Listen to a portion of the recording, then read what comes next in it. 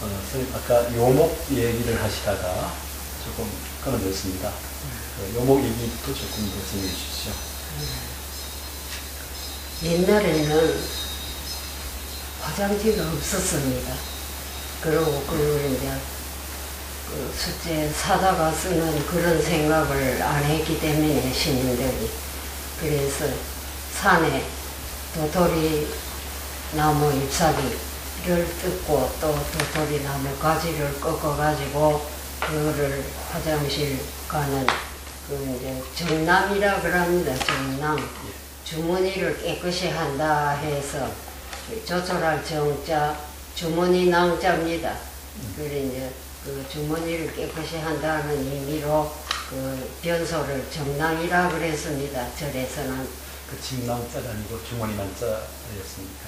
해우소라고도 하고 예.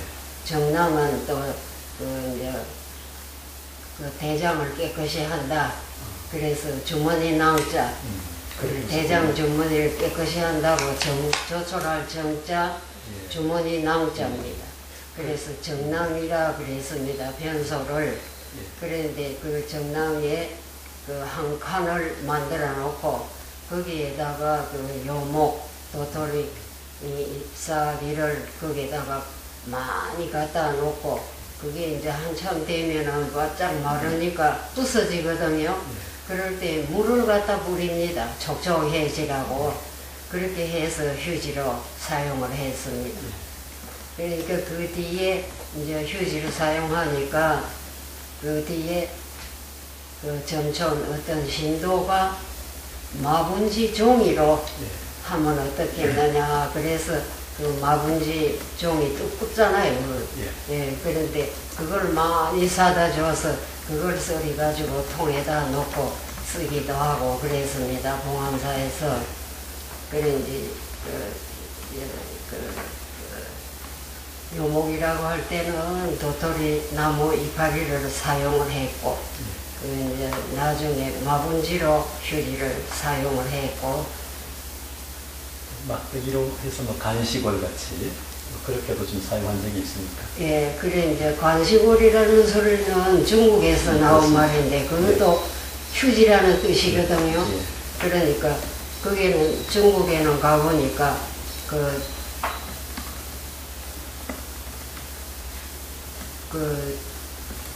이만한 통에다가 화장실 나무로 다 된 집이니까 그 옆에다가 대나 무슨 그 나무 같은 걸 가지고 요 손가락 넓이만하게 깎아서 그거다 꼽아 놨더라고요.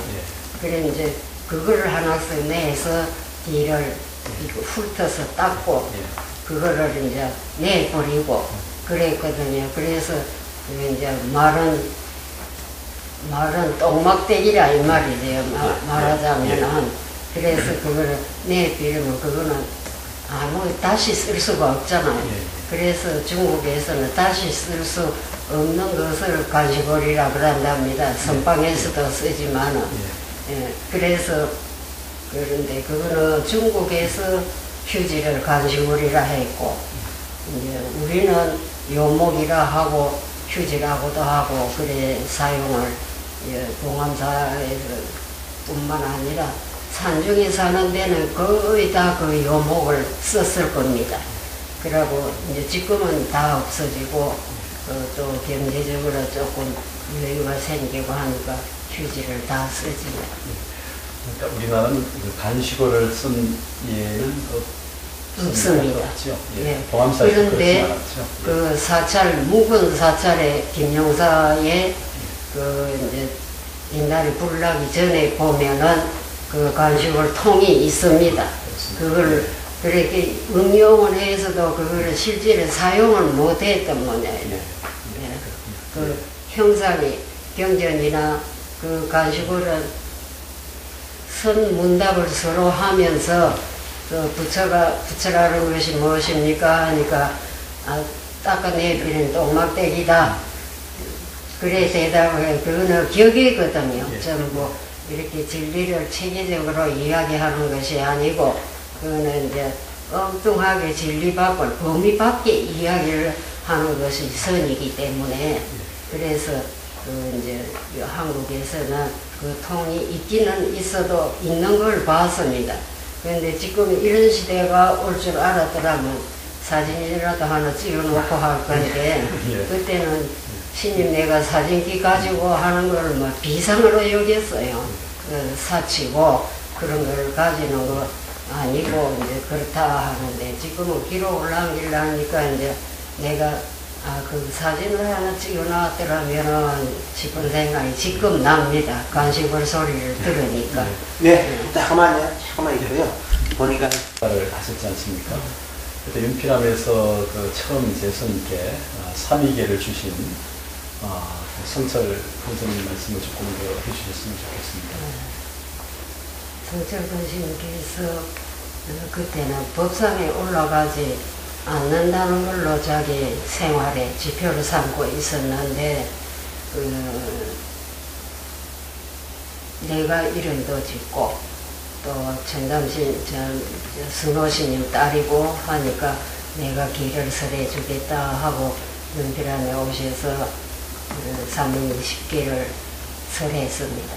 그래서 그 10개를 설하고 기 받는데 우리 어머니가 참석을 해서 그 부처님 제자가 돼 있으니까 아마 딸이지만은 절을 3번을 좀 해라 이래서 저 어머니에게 절을 받았습니다. 그래 하고 큰절에 가셔가지고 그 연상정로라는 그 한지에다가 그 대접을 해가지고 거기에다가 병풍처럼 접는 그런 책자를 만들어가지고 삼인이 10개 명목을 다 적고 또 8병계, 비구니 8병계도 8가지를 적고 해서 그 책자의 타이틀을 영산정로, 영산회상의 바른 길 그래 적어서 나를 줘서 지금 보관하고 있습니다. 실제로 그 윤필암에서 몇 년 계셨습니까? 스님께서, 선생님께서는? 한 3년 있었습니다. 3년 계셨고요. 윤필암에서 이제 출가도 하셨고, 기회를 받으시고, 또 성철 청담 선생님 두 분이 이제 영산 회상도를 그리시면서 공암사 결사에 대해서 어떻게 기획 또는 이제 생각을 하셨던 내가 거기에 참석하는 정식 인원이 아니고 어른들이 인원을 하고 앞으로의 영산에서 부처님 당시같이 살아보자 이렇게 해서 그런 데는 이제 전부 경제적인 면이 따라야 되니까 행사를 가자 그래 되는가 봐요. 그래 이제 그것이 내가 해제를 하고 그 전에 부처님 당시처럼 하려면은 그때는 다 목가사를 입었다 면 가사를 입었으니까 우리가 장삼이 있지 인도는 장삼이 없거든요. 그래서 그 면 가사를 해 입어야 되겠다 해서 그 대승사에서 비단 가사를 다 태웠습니다. 태우고 나중에 동암사에서는 바루를 태우고 목바루를 다 태우고 그랬는데 그 가사를 다 태우고 가사불사를 했습니다. 대승사에서 그 가사불사를 하는데 이제 신도들이랑 모두 와서 틀을 가지고 트럭에다가 싣고 와서 대승사 선방에서 그 가사불사를 했습니다. 그랬는데 그 가사 색깔로 광목을 물들일 때에 그게 도감스님이 이제 청안 노스님이라고 풀을 청자 농안자 수덕사 스님입니다. 그래 이제 그분한테 물을 드리라 해 놓으니까 스님네도 물론 거들기도 하겠지만 자기 힘이 들으니까 밤에 살짝 몰래 연기람으로 가져왔어요. 그 노스님이. 그래 이거를 지금 밤이라도 괜찮으니까 물감 3가지로 청흥, 목난 이렇게 대접을 하면 가사 색깔이 나옵니다. 그래서 그걸 물감을 가지고 오셔가지고 지금부터라도 물을 들여서 살짝 가만히 그 선방 스님들 수자들 그랬어요. 수자들 모르게 갖다 다고 이랬어요. 그래 이제 물을 들여가지고 머슴한테 우리가 이제 물 들이고 손질하고 밟고 해가지고 머슴한테 지켜가지고 내가 따라갔어요. 내가 큰절로 따라가는데 딱 성철스님하고 딱 마주쳤어요. 그 이제 용변하면서 고개를 넘어서 그 대승사로 가니까 그래 이게 뭐냐고. 그래서 내가 대답을 못했습니다. 이제 비밀로 해달라고 부탁을 어른들한테 하는 걸 내가 들었거든요. 그래서 말을 못하고 있으니까 가사감이지 이래 가사감이제 이래시요. 그래서 고마워 엉거길래 예 그랬습니다. 그러니까 그날로 고만 스님이 걸망을 짊어지고 달아나셨어요. 그래 비군이 손대지 말라고 그만치 말을 했는데 비군이 손댄 가사를 입지 않겠다는 겁니다. 그러면서 스님이 고만 도망을 갔어요. 그래 이제 가가지고 어디에 계시냐 하면은 그 전촌에 그 묘의 스님 그 집에 어머니 아버지 계시는 그 집에 이제 들어앉았어요. 기차 타고 내일 뭐 어디로 가실지 아무 말을 안 하시니까 그 집에 사람들도 몰라요. 그 여여처사도. 그래서 이제 큰절에서 모두 가가지고 새로 하겠다고. 그래서 새로 하겠다. 그래서 그거를 손질할 걸 전부 물에 쳐담가가지고 새로 비군이 발대 손대 묻은 거 안 입으신다 그래가지고 물에 넣어서 다 헹궈 가지고 새로 손질을 했습니다. 큰절에서 그렇게 개팍스러웠어요. 그 대성사에서 이제 그 성담 성철 컨스님이 이제 그 봉암사 결사를 한번 기획하시고 그 뜻을 이제 펼치기 위해서 이제 해인사로 가셨지 않습니까? 해인사에서 이제 여의치 않아서 이제 옮기셨는데 봉암사로 전하게 된 어떤 특별한 이유 같은 게 있습니까? 사찰은 굉장히 많은데도 가까워서 봉암사를 그렇습니까? 정하게 된 것이 그게 봉암사에 있던 그 사판성 주지가 자기가 봉암사 관리를 다 하고 못 살겠으니까 그 소문을 듣고 행사의 뜻대로 되지 않아서 나오셨다 소문을 듣고 성철스님께 내가 이 절을 내놓을 테니까 스님이 하면 아마 신령은 될 거라고 그리고 부족한 점은 신도들에게 좀 협조해 달라 하면 되지 않겠나. 그래서 그 봉암사를 맡게 됐어요. 어딘가 보면 그 주지 이름이 나올 겁니다. 그래서 봉암사를 맡게 됐어요. 그러니까 영산회상도를 그리시면서 부처님 회상처럼 살아보겠다는 이제 결의를 이제 세우시고 봉암사에서 이제 그 뜻을 펼치셨는데 제일 중요한 게 이제 역시 그 수행자의 의식주 문제 중에 이제 어떤 추라는 어떤 의식주 가운데 이제 절의 문제를 이제 그 봉암사로 정해졌다면 가장 중요한 것은 이제 의식이라는 문제, 옷의 문제, 가사의 문제하고 먹는 문제인데요. 가사 문제는 지금까지 쭉 말씀해 주셨는데 이제 지금 음식에 그러니까 먹는 문제, 이를테면 어떻게 공양을 하고 탁달을 하고 굉장히 당시 재정이 어려웠던 것 같은데요. 봉암사 경제가. 그리고 또 신자들에게 뭐 49제나 이런 죄를 못 지내게 하고 자급자족하시려고 했던 것 같은데 그런 그리고 산신각, 칠성각 다 없애고 부처님께만 하지 신장님도 부처님의 아들인 성녀에게 우리가 절 받을 수 없다. 그래서 이제 우리는 복이 많아서 신장님 노릇을 하니까 예를 들면 그래서 인생 무상이라는 그런 법문을 일러달라 해서 우리나라에서는 특히 반야바라밀다를 신장단에다가 합니다. 그래서 그때는 우리가 죽비를 딱딱 치고 절 3번만 하고 아무 말 없이 선방식으로 절만 하고 또 40맞이 때는 6번 절을 했습니다. 그래 맞이를 절만 하고 마지를 올리고 이랬는데 염불 안 하고 그랬는데 이제 그렇게 모든 의식을 다 줄여버리니까 또 참선을 하는데 가만히 앉아서 말을 안 하니까 이제 기운이 떨어질 수가 있다.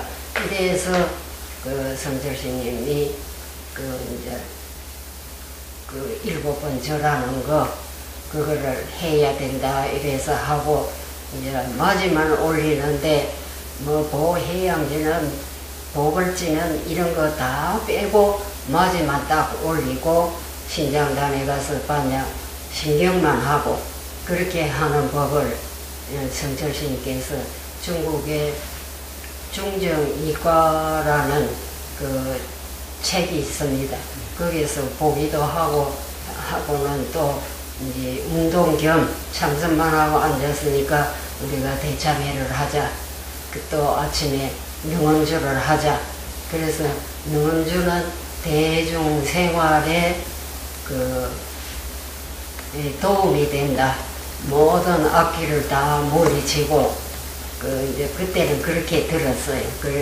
그러고 선신들이 와서 보호를 하는 그런 주문이다. 그래서 대중이 전체적으로 나는 벌써 애웠지만 전체적으로 다 능엄주 안 해오면 방부를 안 받았어요. 그래서 모든 장애를 물리치고 정진할 수 있는 분위기를 만든 게 성철스님입니다. 아까 말씀드린 것처럼 그 당시 재정적인 부분, 이를테면 이제 그 경제가 굉장히 많이 어려워서 하루에 3끼를 충분히 드셨는지 모르겠는데 뭐 이제 탁발도 하신 것 같고 전천, 상주, 문경, 안동 이런 쪽으로 탁발도 하러 나가셨고 또 산에도 뭐 열매나 산에서 구할 수 있는 부분들을 구하셔서 이제 해결하셨던 것 같은데 그건 그 공양 문제는 어떻게 해결했습니까? 네, 그 이제 그 우리가 예를 들면은 자기의 소유욕을 없애기 위해서 부처님 당시도 그랬지만 중국 종림법이 내 개인으로 생긴 물건이라도 와서 사중에 다 내놓기로 그렇게 결정을 했습니다. 사중에 다 내놓고 없으면은 이제 사중에서 또 얻어 쓰는 거지. 그렇게 했는데 한 번은 그 이제 도우시님이라는 분이 정촌에 나갔다가 누가 세수비로 좋은 거를 석장을 줘서 걸망에 이어가지고 들어왔는데 좋으니까 자기만 놓고 가만히 쓰려고 안 내놨어요. 그랬는데 그 보살이 와가지고 내가 도우시님 세수비로 좋은 거 석장 드렸는데요. 그래서 그걸 알고는 도우시님을 불러가지고 그거 내놓으라. 그러니까 뭐 여지가 있습니까? 다 내놓고 이제 새로 타다 쓰는 이런 걸 봤습니다. 그러니까 개인의 소유욕을 없애기 위해서 모든 것을 사중에 다 놓고 없으면 받아서 쓰고 그렇게 그 이제 대중에 사는 생활이나 물질도 그렇게 그 이제 사용하는 걸로 봤습니다. 그리고 보고 그 뭐 재정 같은 거는 내가 그때 뭐 한 18살 이러니까 그 깊은 내용 돌아간 거는 모르지요.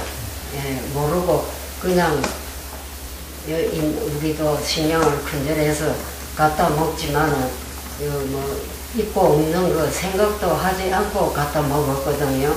그래서 늘 얻어다 먹으니까 안 돼서 우리가 큰절에도 탁발하러 간다 소리 듣기는 해도 보지는 못했고요.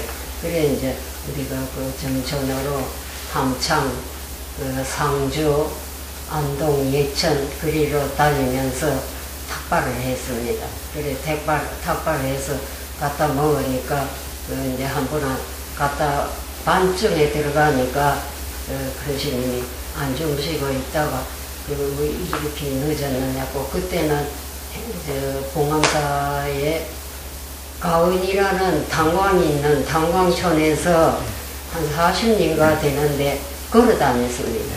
예, 걸어서 다니고 했는데 걸어가니까 늦어서 그 이제 배가 고파가지고 우리가 내가 다른 사람하고 둘이 그 동리에 들어가서 보리밥을 얻어 먹고 그래 들어갔거든요. 그래 권신님이 아우 그 저기 암만 늦었지만은 저녁 5시에 먹는 그 이외의 시간은 못 먹게 했거든요.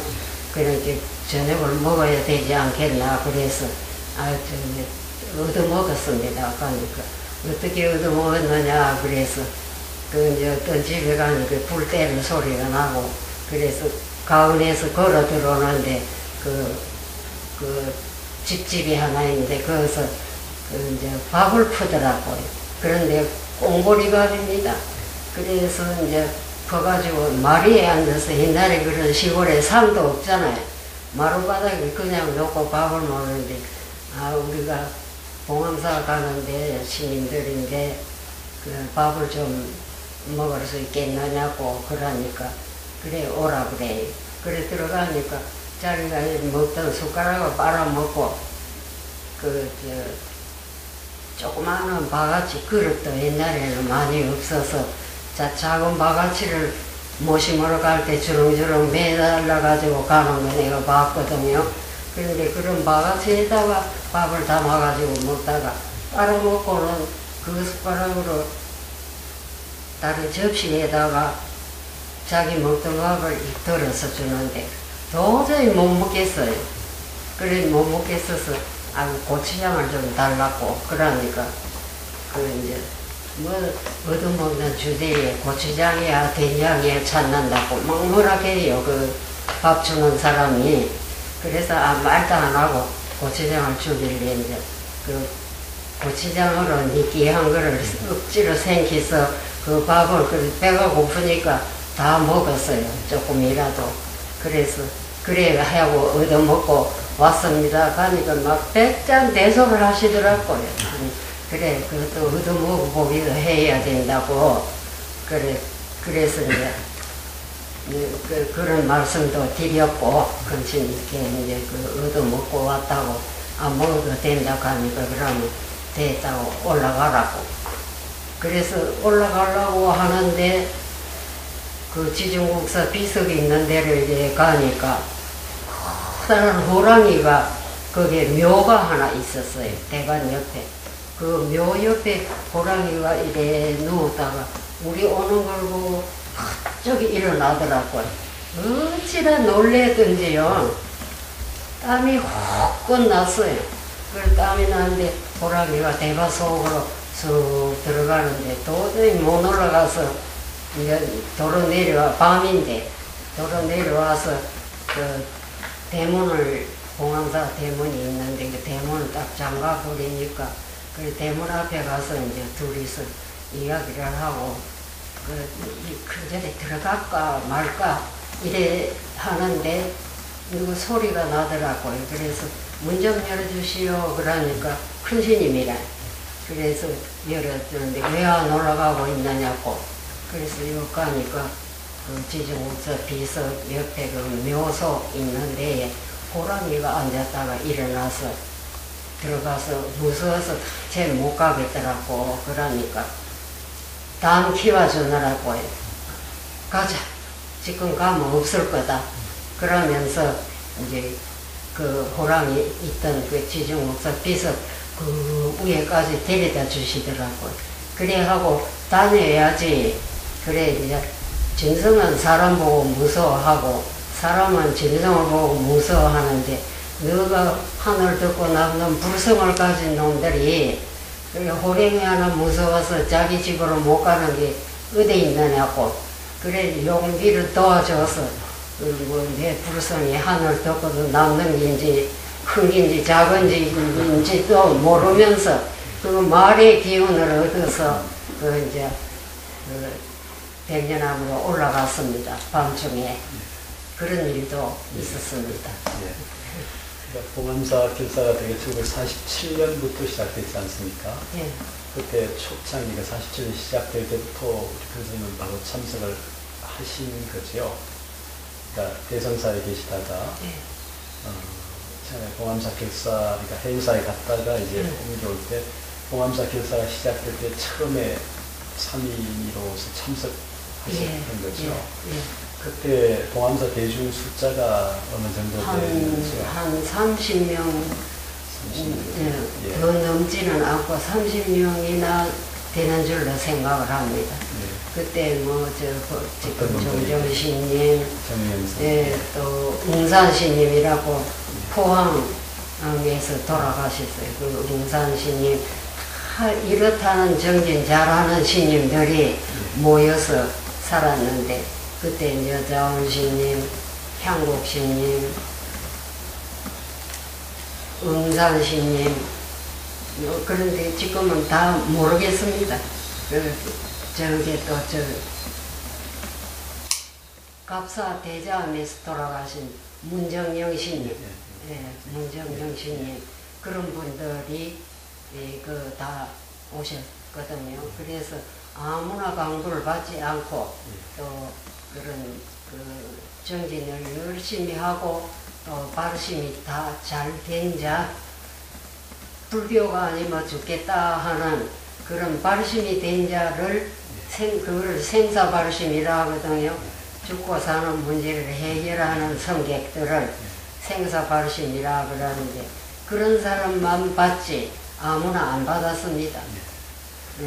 30여 명 중에 이제 우리 스님을 비롯해서 6분이 비구니 스님이었고 나머지는 비구니입니다.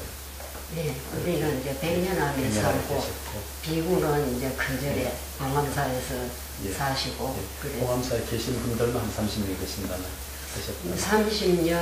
30명보다 적을 겁니다. 더 많지는 않아서 많이 받을 수가 없는 형편이니까요. 결국 이제 봉암사 결사 정신은 아무래도 이제 성철스님, 청담스님이 세우셨을 것 같은데, 영산해상도를 그리면서, 그러니까 봉암사의 정신의 핵심이랄까요? 그러니까 부처정신으로 돌아간다는 의미도 있지만, 어떤 불교 경전적인 근거랄까요? 사상적 근거랄까? 어떤 기본적으로 선을 중심으로 하니까.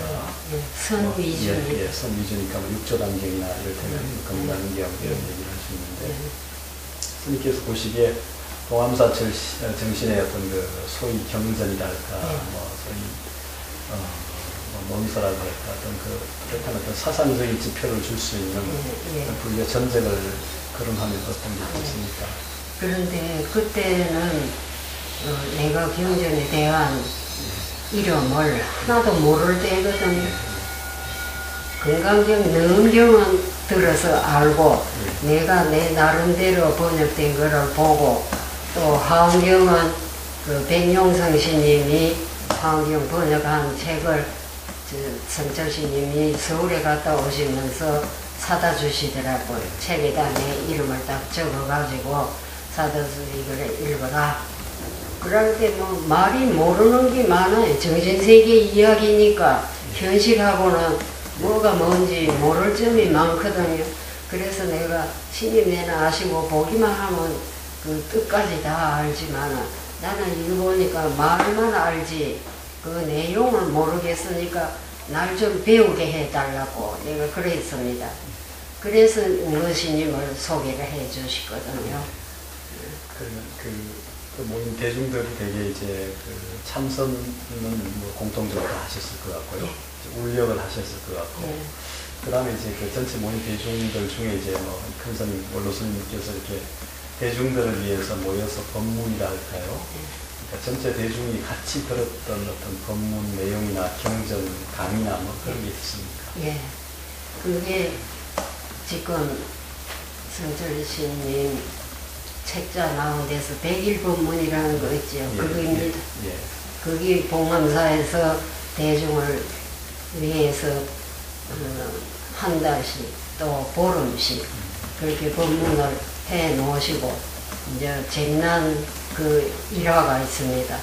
대중을 다 그 법문 들은 거를 이제 지금 법문을 듣고 보름간 들었다 그랬으면은 그런 내용을 이제 모두 듣지 않았느냐. 그런데 만일에 이거는 가정이다. 대중을 다 모아 놓으시고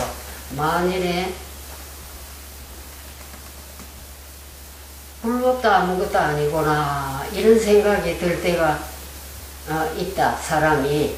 그러면은 수행해 나가는데 불법을 깨쳐서 부처가 되기를 목적을 삼고 됐는데 불법도 아무것도 아니다 하는 생각이 들 때에 어떤 처신을 하겠느냐.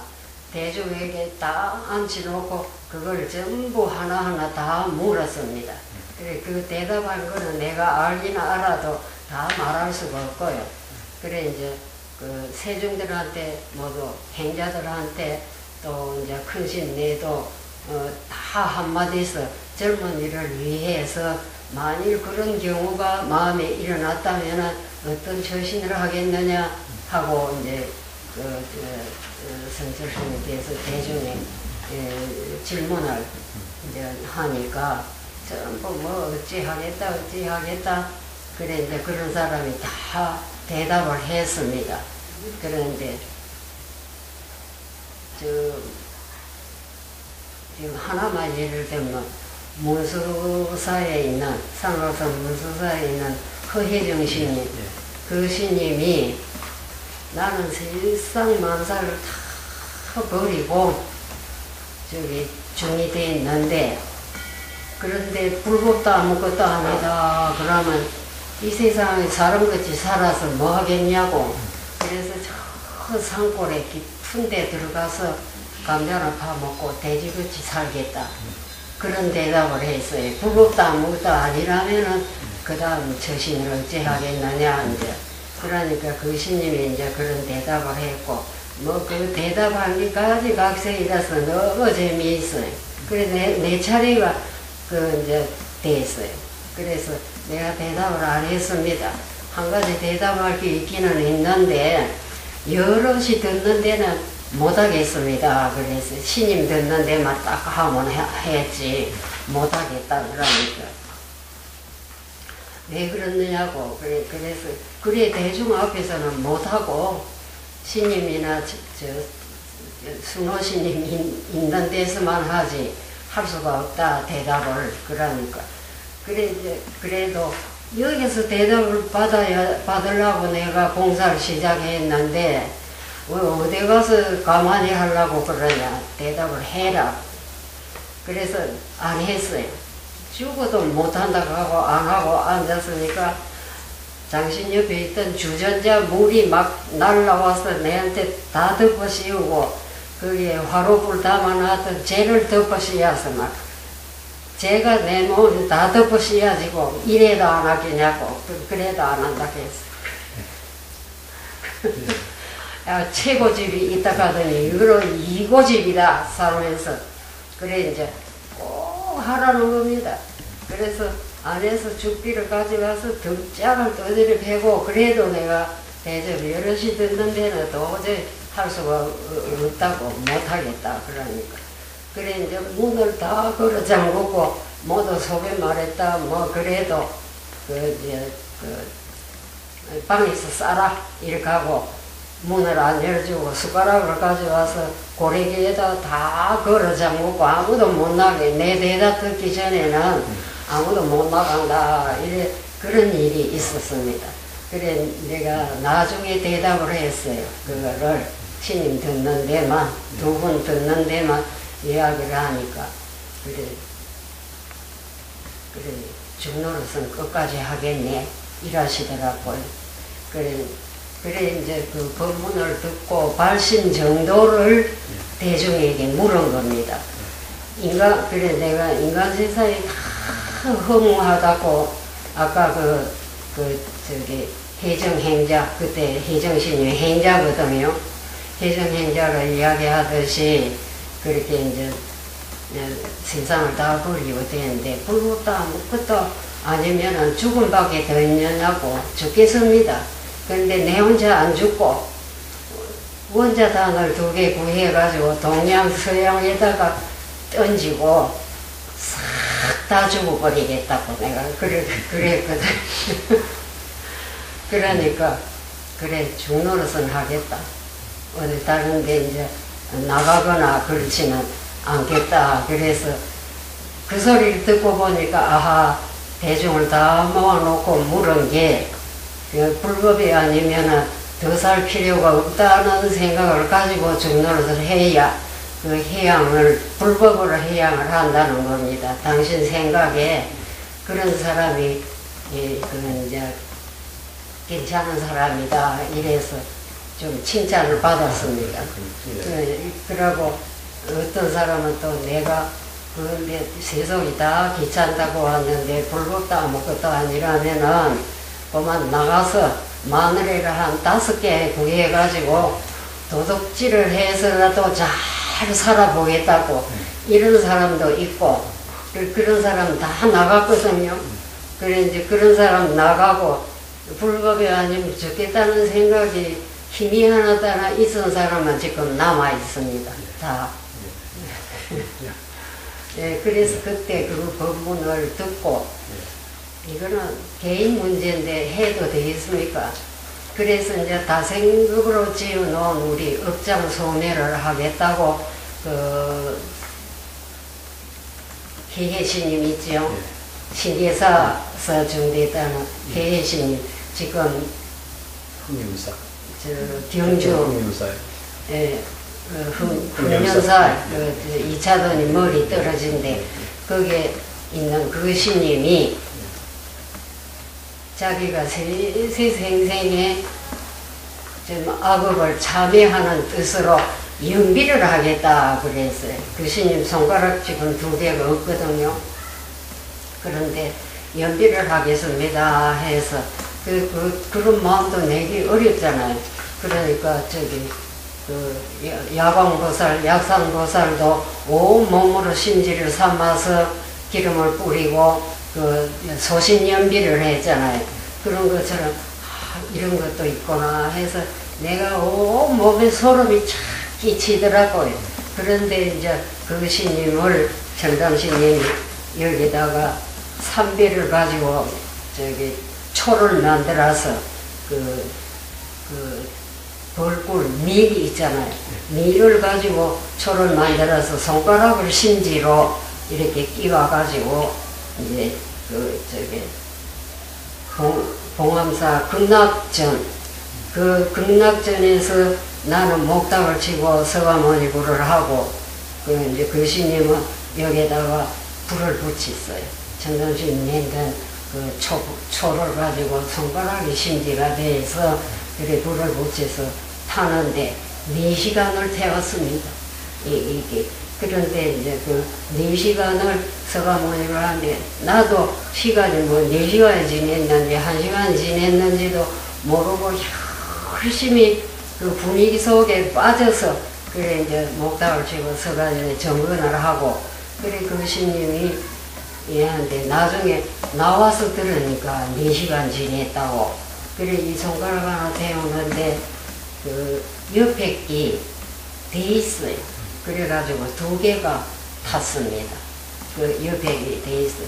그래서 아무 냄새는 뭐 못 맡고 그래 이제 그 스님이 4시간을 태우고 와서 방에서 앉았는데 내보고 왜 목탁을 안 치고 왜 연부를 안 했느냐 그러더라고요. 그 혜신님이 그래서 내가 내가 목탁 치고 서가모니불 정건을 스님 바로 옆에서 했는데 스님 못 들었어요. 그러니까 하나도 안 들리답니다. 그러니까 우리가 받을 끝으로 찔리도 온몸에 오싹하는데 생사람 손가락이 타들어가니까 무슨 소리가 들리겠습니까? 그래서 내가 나중에 그래서 무슨 소리가 안 들리구나 했는데 이제 그 스님이 요 한마디만 태운다고 했는데 2마디가 탔어요.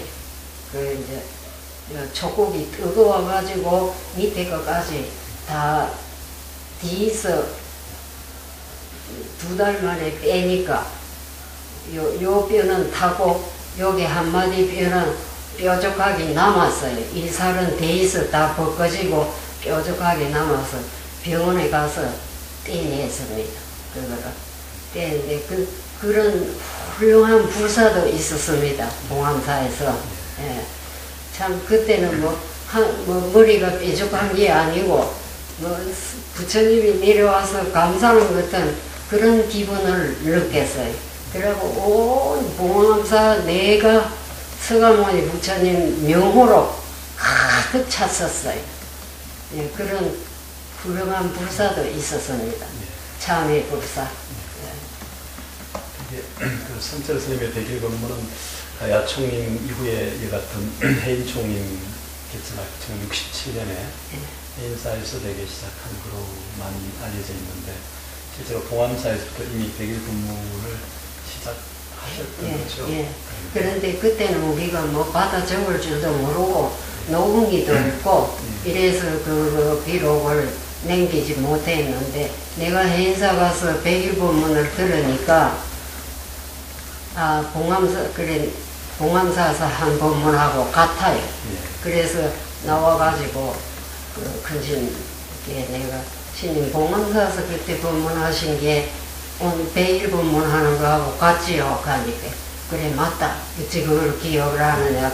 내가 요번에 들어보니까 봉암사에서 하시던 거하고 같은 면이 그때는 내가 글을 몰라서 그랬는데 번뜩 가끔 가다가 기억이 나는데 똑같은 소리다 그래 생각이 든다고 그러니까 맞다고 그러시대.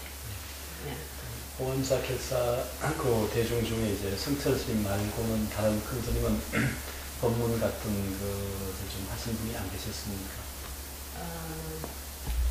자원스님이 계율에 대해서 보살계도 설하고 전천, 문경, 예천의 신도들이 400명이 와가지고 그때 처음으로 아마 보살계가 이제 하동산 스님이 부산에서 보살계 설하시고 법문제일 하동산 그러거든요.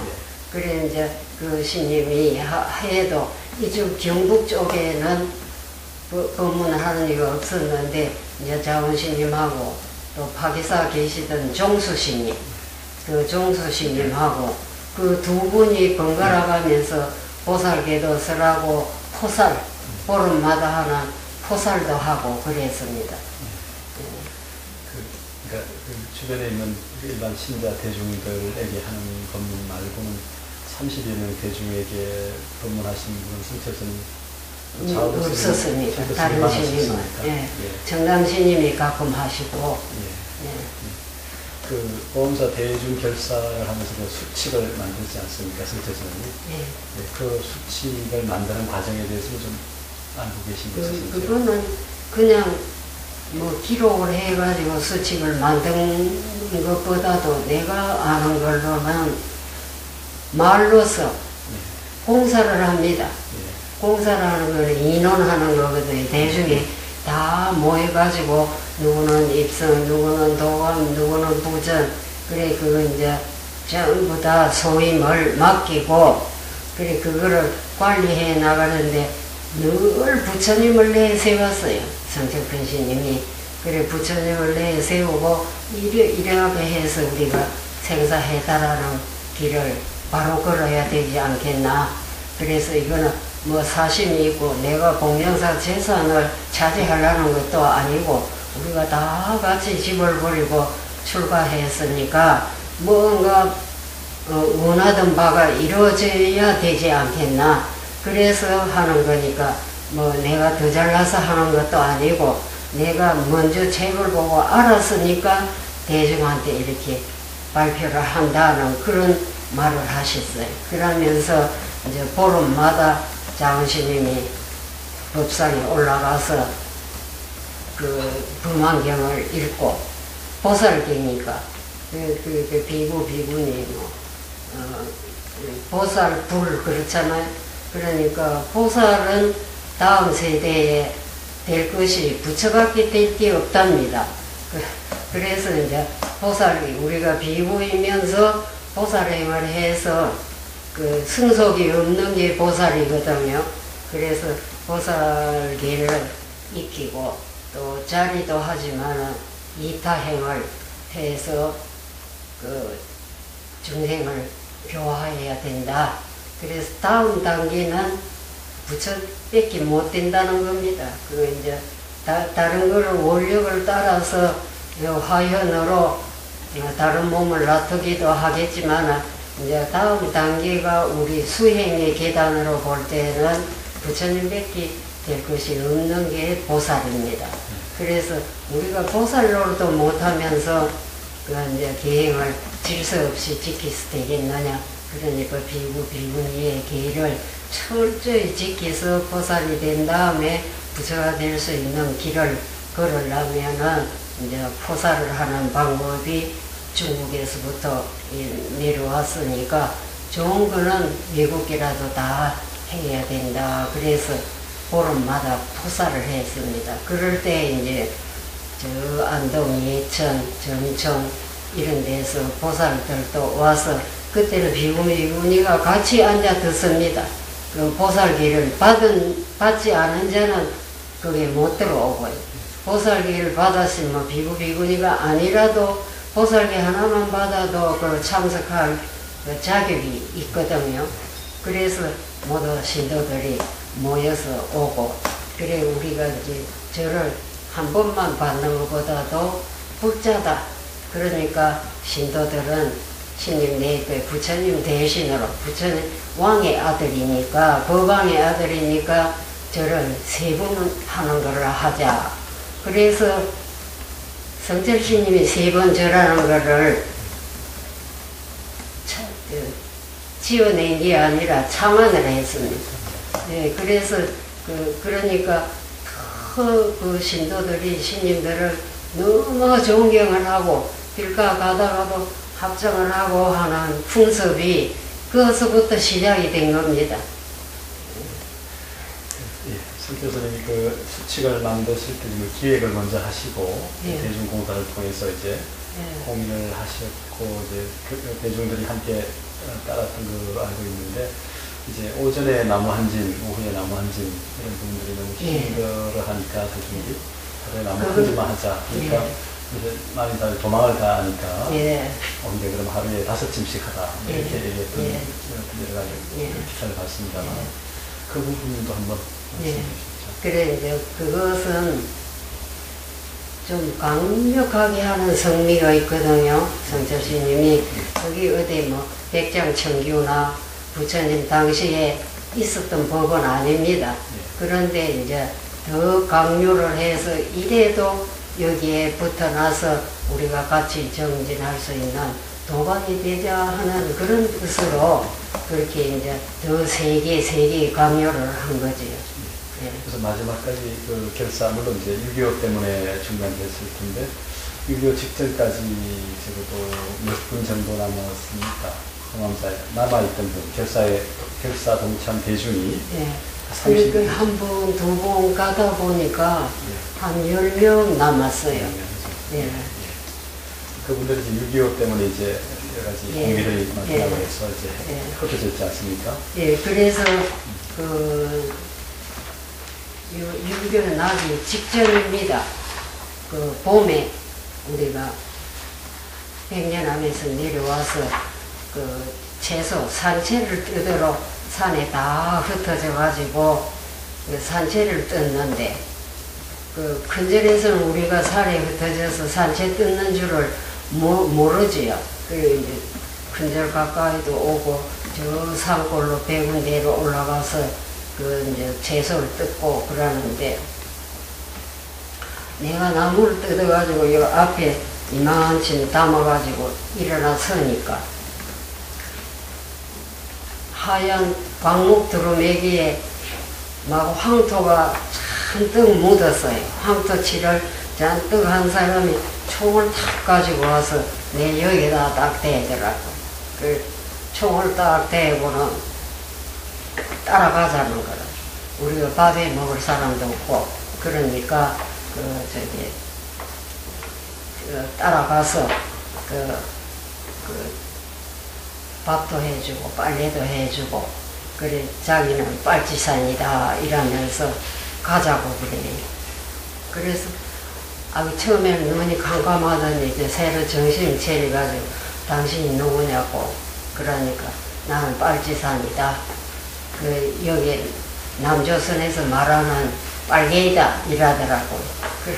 그래서 내가 따라갈 수가 없다고 부모 형제 다 버리고 그때 뭐 순진했지요. 18살이니까. 다 버리고 돌을 닦으려고 출가한 사람이 당신네들이 따라가자 한다고 줄줄 따라가지 않을 거다. 날 여기서 죽이라 그래서. 그런데 총을 여기다 대놓고 하니까. 그래서 죽이지, 죽어도 내가 따라갈 수는 없다. 그러니까 따라가자 하고만 또 한 사람이 더 숲속에서 나오더라고. 그래 둘이서 나를 끌고 가자고 이러는데 그때 묘찬 스님이라는 애가 그 국민학교 교편 잡다가 남편이 죽고 그래서 이제 출가를 해서 청담신 인생과 우주라는 그 승해 법문할 때에 듣고는 출가를 했거든요. 그래서 그 출가 그 사람이 뭐 내가 남자하고 이야기를 해서 숲속에서 자기도 나무를 뜯다가 또 쫓아 나와가지고 왜 이러느냐고 그러니까 그래 이 사람들이 나를 저거 따라가서 밥 해주고 빨래 해주고 해서 따라가자 합니다. 그러니까 내보다 4살 더 먹거든요 그 스님이. 그래 따라가자고 한다 그러니까 아니라고 이 사람은 수행을 해서 그 이제 자기 목적 달성을 해야 되는데 나는 마을에서 시집도 갔고 애도 낳아봤고 그러니까 나를 데리고 가라고. 그 이제 묘찬 스님이 도반을 위해서 자기가 가겠다는 거라.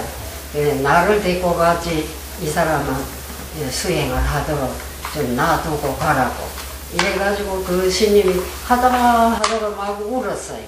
그래 이제 날 놔두고 지 데리고 가라고 이래 하는데 그래 이제 안 간다 그러면 너도 다 죽이겠다 그러더라고요.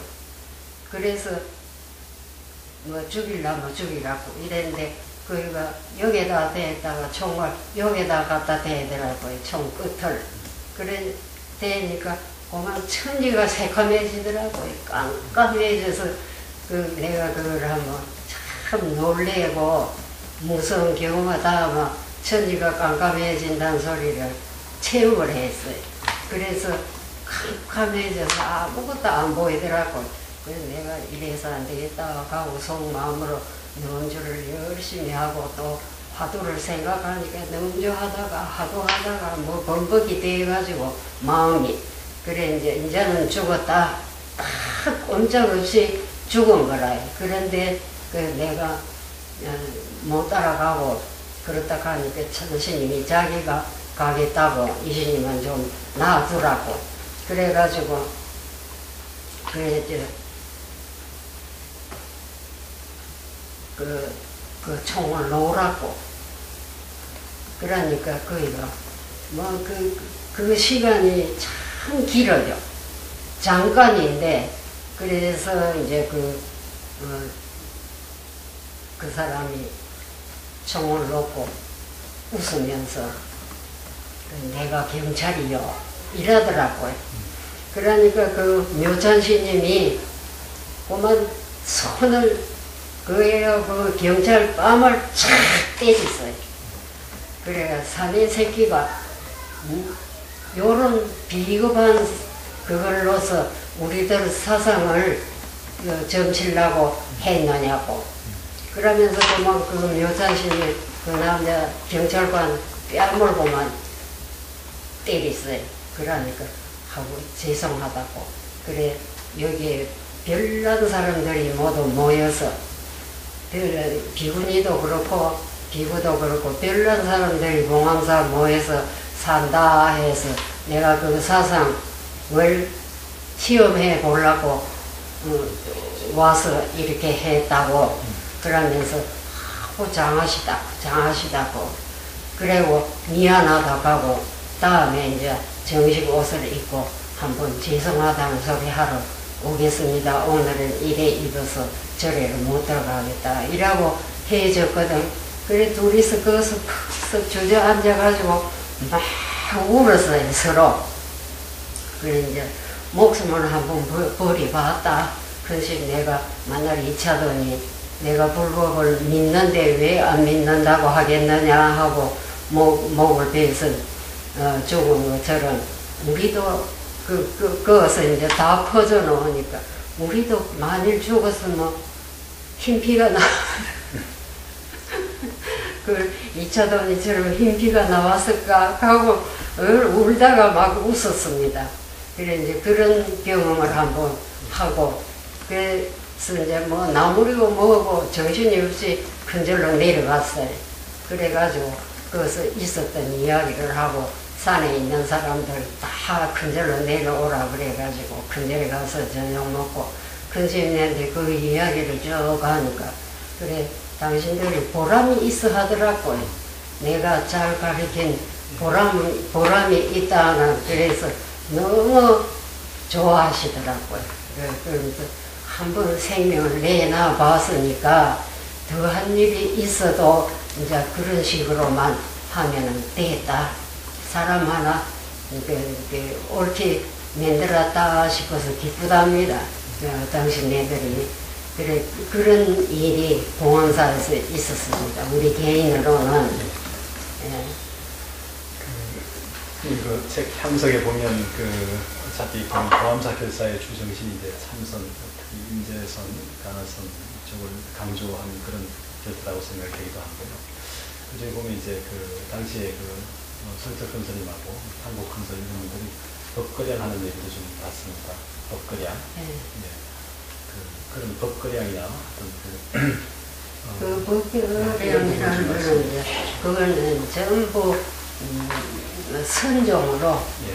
생활을 했거든요. 강종은 아니고 예. 선종으로 전부 수행을 하고 모여서 살고 아침 저녁 선종에 대한 이야기 옛날 도인신들이 한마디 아래에 깨달음을 얻은 그런 이야기는 이제 많이 들었는데 그때 향국스님하고 이제 성철스님하고 계시는데 4월 8일 4월 보름날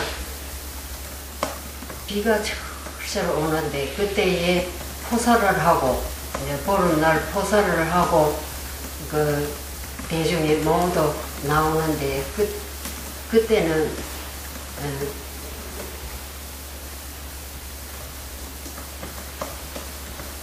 대중이 모여서 법문을 하고 이제 막 화를 하고 몽둥이를 가지고 두들 패고 이제 이런 게 그게 이제 법거량이죠. 법당이라고도 하기도 하고 그러는데 붙들리면 두들이 맞았거든요.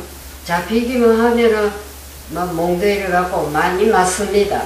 그래서 이제 안 붙들 내가 요 향국심하고 성철심하고 하는 걸 보니까 오늘 누가 잡히기만 하면 두들 맞겠다 싶어서 뒤에다가 우리 드나드는 문이 따로 있는데 그걸 놔두고 내가 앞에 전면에 문 있는 데를 가서 얼른 달아나려고 안 붙들리고 안 맞으려고 얼른 달아나기 위해서 이제 종이 있는데 이게 동그라만 종이 있는데 그 이제 앞에 가서 신발을 들고 섰으니까 향국스님이 지단한 육관장 막대기를 들고는 이제 왔다 갔다 하더라고요. 금방 문 앞에를 거닐고 성철큰 스님은 극락전에서 무슨 개송을 지단하게 읊으면서 이제 개송을 읊고 그러는데 향국스님이 내가 한마디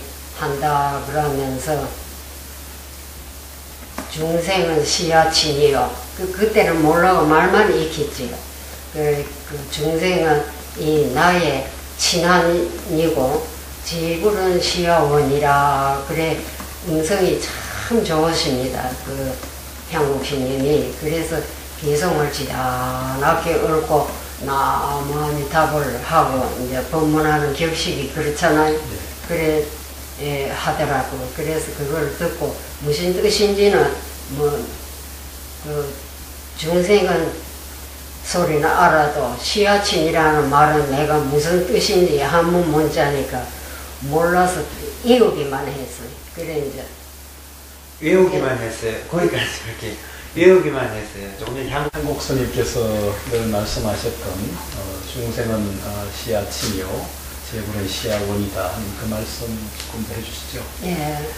그래서 그런데 그게 중생이다 제불이라는 말은 알아들어도 그 뒤에는 몰라서 내가 무조건 듣고 외웁니다. 그래서 내가 있는데 그 소리가 끝나자마자 번개같이 성철스님이 오시더라고요. 그러면서 향국스님 멱살을 쥐고 그 비가 철철 오는데 그 마당이 한참 지내가야 대문이 나오거든요. 그때 시설이 그 대문을 활짝 열고 향국스님을 그 대문 밖에다가 떼기를 쳐서 밀쳐버리고 문을 딱 잠그고 들어오시더라고요. 그래서 뭐를 향국스님이 잘못하셨나 멱살 지켜가지고 이렇게 끌리 나가는구나. 그래 그 소리가 뭐 제불은 치아원이라 하는 게 뭐 말이 잘못됐는가 그리 생각을 했어요. 그랬는데 그래 하고 당신이 들어오시더라고. 그래 들어오시면서 네 이리 와. 그래서 내가 따라서 그 극락전으로 올라가니까 아까 향옥이가 뭐라 하더노 이래. 그래서 그래 중생은 시야원이 치아친이요 제불은 시야원이라 그러더니 그게 무슨 의미고 모릅니다. 제불이라 중생이라 하는 그 말은 알아들어도 뒤에 부분 두 마디는 모르겠습니다. 내가 그런 대답을 했어요. 그러니까 말도 안 하시더라고요. 그래 내가 또 글을 배워야 그런 말을 알아듣지요. 그러니까 나를 좀 가르쳐 주시오. 배워야 되겠습니다. 맨날 내가 배워야 되는 거를 강조를 했어요. 큰신내 앞에서. 그래서 신님 내는 아는 소리가 했지만 듣는 사람은 무슨 소리인지 모르고 들으니까 그 참 어렵다고 번역을 해서 시를 얻든지 그래야지 되지. 그러니까 막 웃으시더라고요. 그래가지고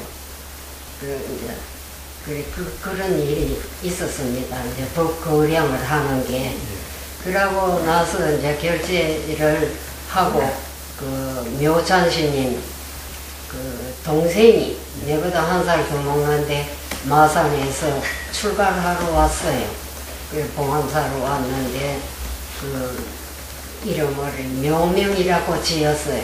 그래 이제 그런 지식 있는 사람들을 만든 원인은 아는 사람 또 사회를 좀 인식을 하는 사람들이 중이 돼야 그 이제 불법을 객관적으로 알아들을 수도 있고 그렇다는 뜻으로 그 이제 학교 나온 사람들을 그때 많이 선호를 했습니다.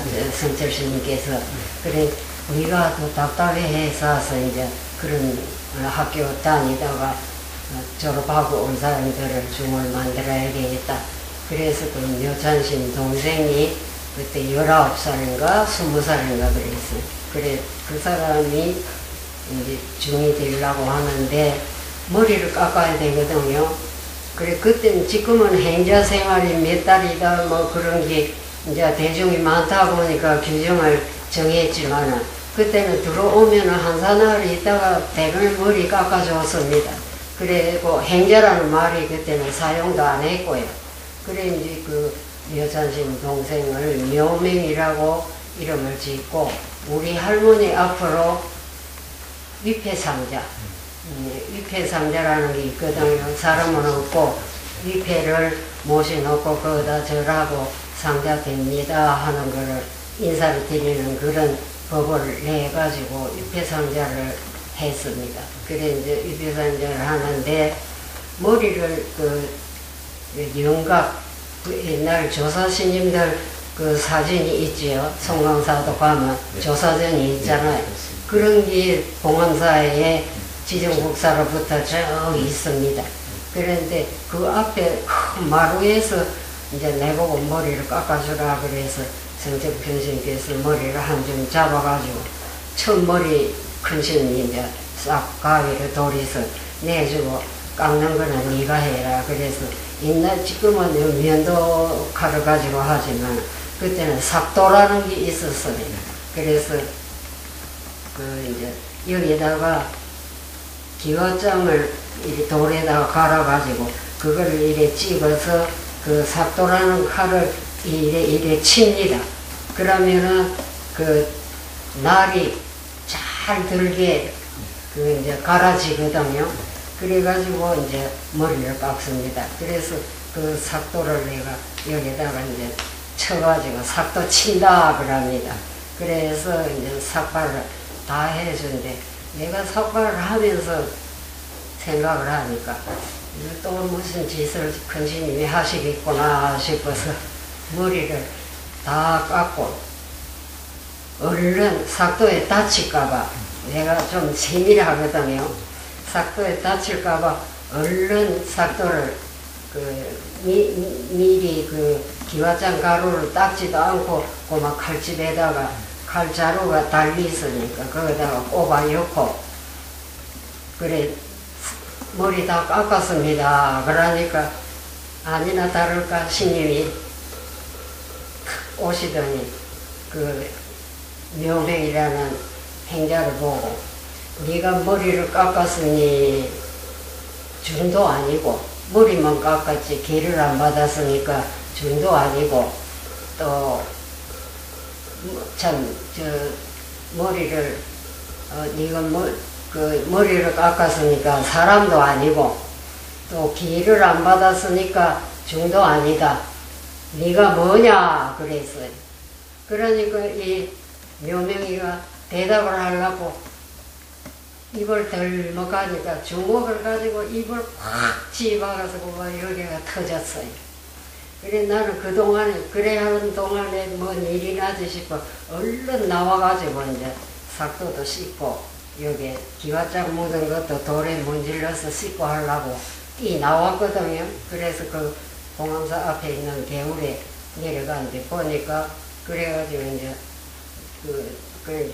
개울에 씻으러 나왔어요. 그 묘명이가 씻으러 나와서 그래 내 옆에 앉아서 자기는 머리에 또 비누칠 해가 씻고 이제 피난 거를 입을 씻고 그러는데 그래 내가 가만히 보니까 하도 두들 맞은 것도 웃었고 그래서 아 뭐라고 대답을 하려고 입을 들먹거리노 이러니까 행자입니다 하려고 그 이제 행자 소리를 책에 봐서 안다는 거래 자기가. 그래 둘이 개울에 앉아서 행자입니다 하려고 대답하려고 하니까 집어봤는데 뭐 대답이 틀리느냐고 내보고 그래요.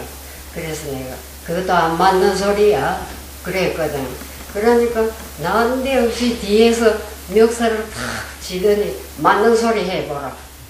안 맞는 소리인 줄 아니까 맞는 소리도 알 거 아니까 그래서 맞는 소리 대답하라고 멱살을 탁 쥐고 물에다가 전먹 넣었다가 들었다가 하는데 이제 그게 우리가 의리선으로 따지자면은 이렇게 해도 이놈이 화두를 들고 화두를 하는가 그거를 시험하는 겁니다. 말하자면. 그렇게 익어가고 다급할 때에도 화두가 있나 없나 그러느라고 이제 그 물에다가 넣었다가 드러냈다가 그러더라고요. 그래 뭐 그 입을 열면 또 입을 집박힐 거고 그래서 입 다 다물고 물에 들어갔다 나갔다만 하고 건지서 땅바닥에다 놓고 피하게 뒷짐을 지고 가시더라고요. 그래 그래 이제 그렇게 한 적도 있습니다. 그러니까 그것은 그때 내가 이제 나이가 좀 들어서 생각하니까 스님 내가 그렇게 이제 조사선을 쓴 것은 옛날 그 중국의 조사 스님들처럼 한마디로 탁 때리면 그 즉시 은하에 깨달고 하는 그런 사람이 나기를 바랐어요. 큰신 내가.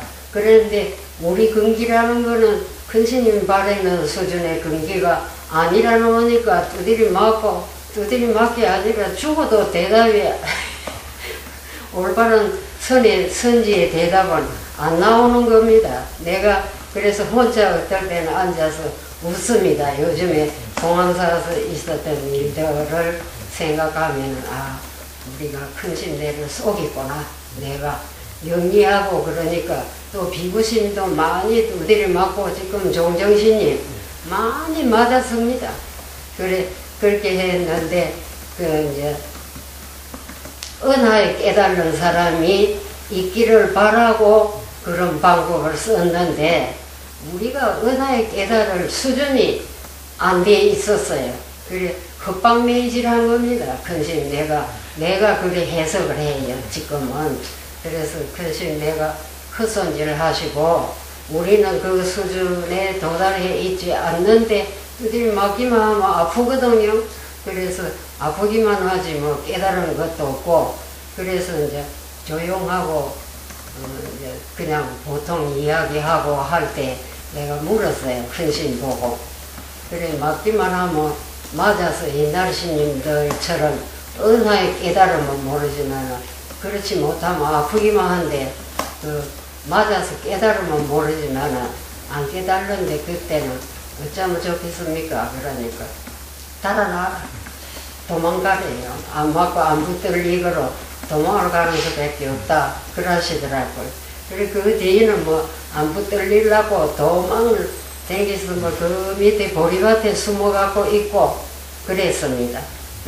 그러니까 이제 내가 지금 생각하면 우리가 신님이 생각하는 그런 훌륭한 견지의 수준이 높은 수준이 아닌데 우리가 그렇게 되기를 바라고 하시구나 싶어서 내가 속 마음으로 죄송한 생각이 있어요. 신님을 속이고 신님은 우리한테 그런 옛날 조사 스님들처럼 그런 이가 나올 줄 알고 어디를 배우고 멱살을 쥐고 물구대에 쳐갖고 이렇게 한 것들이 전부 속이고 썩고 했다 싶은 생각이 듭니다. 예, 맞습니다.